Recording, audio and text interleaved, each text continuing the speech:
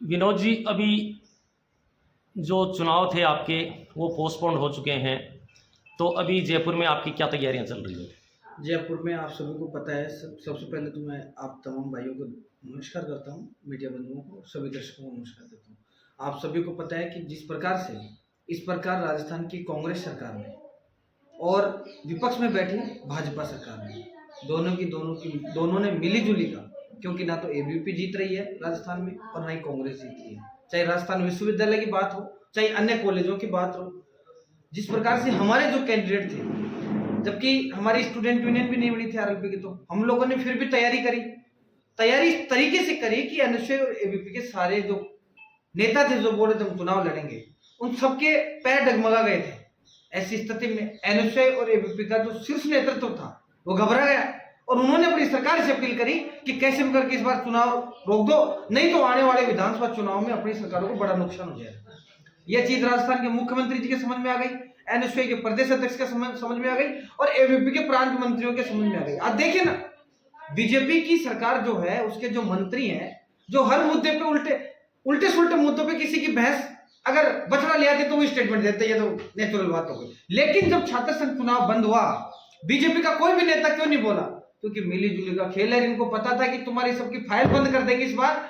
RLP के जो छात्र नेता जो जुड़े हुए थे, जैसे मैं था, रास्ता मुश्किल तैयारी थी, तो हमारी ऐसी तैयारी थी, एनएसयूआई भी आसपास में नहीं थी।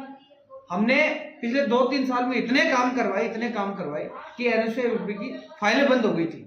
तो इन चीजों से जोधपुर डिस्ट्रिक्ट में देखो आप, एबीवीपी के कार्यकर्ताओं के द्वारा एक बालिका का बेरहमी से रेप किया जाता है विश्वविद्यालय कैंपस में। तो इनकी छवि इतनी खराब हो चुकी है, इतने लुटेरे हो चुके हैं ये एनएसयूआई के, तो इस वजह से सरकारों को मैसेज चला गया, तो छात्र संघ चुनाव बंद कर दिए। और छात्र संघ चुनाव करवाने के लिए हमारी जो छात्र यूनियन है, हमारी जो टीम है, उन्होंने बहुत संघर्ष किया है। सबसे पहले 10 अगस्त को हमने राजस्थान विश्वविद्यालय में आरएलपी के कार्यकर्ताओं ने सांकेतिक भूख हड़ताल करी। 12 तारीख को यह फरमान जारी हुआ। 13 तारीख को धरना प्रदर्शन जब स्टार्ट हुआ, तो सबसे पहले राष्ट्रीय लोकतांत्रिक पार्टी के कार्यकर्ताओं ने, हम तमाम लोगों ने सबसे पहले सहयोग राशि भी हमने दी कि धरना करो। धरना शुरू कर दिए। एबीवीपी और एनएसयूआई के कई बड़े नेता थे जो बड़े बड़े वादे कर रहे थे कि हम लोग आपकी मदद करेंगे। लेकिन मेरे मीडिया के बंधुओं, आपके माध्यम से मैं बताना चाहता हूं राजस्थान प्रदेश के तमाम छात्र शक्ति को कि एबीवीपी और एनएसयूआई के जो शीर्ष जितने भी नेता थे, सारे के सारे धरने से पहले तो बोल दिए कि हम लोग धरने में बैठेंगे, लेकिन सारे के सारे लोग वहां से भग गए। उसी दौरान धरना प्रदर्शन जब स्टार्ट हुआ, हमारे साथी 6 छात्र नेताओं ने भूख हड़ताल शुरू करी।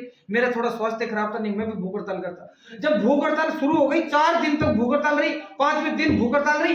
कोई भी नेता, चाहे वो एबीवीपी का हो, चाहे एनएसयूआई का हो, चाहे कांग्रेस का हो, चाहे बीजेपी का हो, किसी ने आकर के छात्रों की हाल तक नहीं पूछे। और 6 स्टूडेंट भूख हड़ताल करके मध्य गर्मी में पीड़ित हो रहे थे, बहुत हालत खराब थी।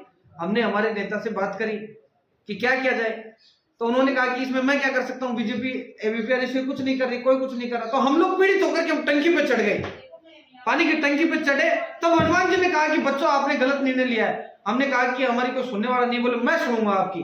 तो हनुमान बेनीवाल जी फिर ऐसे करके आते हैं, यूनिवर्सिटी में आए, हमें भी टंकी से नीचे उतरवाए और उसके बाद में उन्होंने जो अनशन था, हमारे साथी लोग थे, उनका अनशन भी तुड़वाया।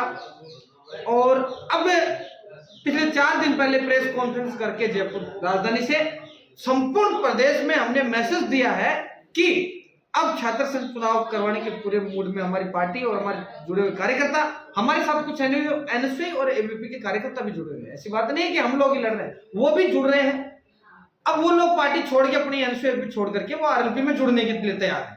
वो कह रहे हैं हम तो आरएलपी के साथ ही काम करना चाहते हैं, क्योंकि विचार हनुमान जी के बढ़िया है। मित्रों, आपको मैं ये कहना चाहता हूं कि अब 14 सितंबर को एक महाकुंभ, एक महाआंदोलन, एक महासंग्राम सरकार के खिलाफ और विपक्ष की भूमिका निभा रही बीजेपी पार्टी, जो बिल्कुल फेलियर साबित हुई है, इन दोनों के खिलाफ एक बड़ा मोर्चा हम राजस्थान प्रदेश में खोलेंगे और उसका नेतृत्व माननीय हनुमान बेनीवाल जी करेंगे। हम सारे लोग पूरे दल बल से, पूरे प्रदेश से छात्र शक्ति आएगी।